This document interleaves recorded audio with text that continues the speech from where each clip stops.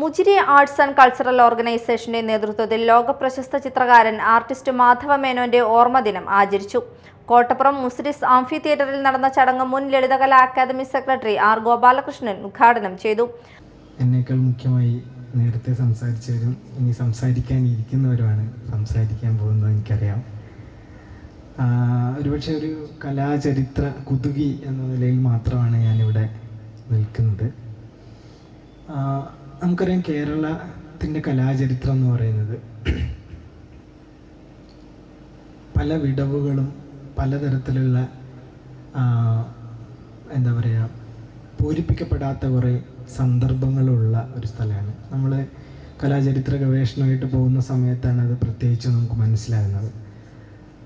അല്ലാത്ത തരത്തിൽ നമുക്ക് വളരെ വേഗമായിട്ടുള്ള പല സ്ഥലങ്ങളിൽ നിന്നുള്ള ചില ഇമേജസ് നമ്മുടെ മുമ്പിലുണ്ടാവും. ഉദാഹരണത്തിന് ഏറ്റവും ഏൻഷ്യൻ്റ് ആയിട്ടുള്ള കേരളത്തിലെ കല ഏതാണെന്ന് ചോദിക്കുമ്പം നമ്മുടെ മുമ്പിലുള്ള ഒരു ഇമേജ് എടക്കൽ കേവ.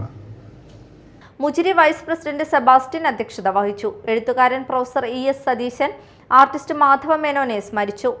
ആർട്ടിസ്റ്റ് മാധവ മേനോന്റെ മകൾ പാർവതി അച്ഛനെ കുറിച്ചുള്ള ഓർമ്മകൾ പങ്കുവച്ചു.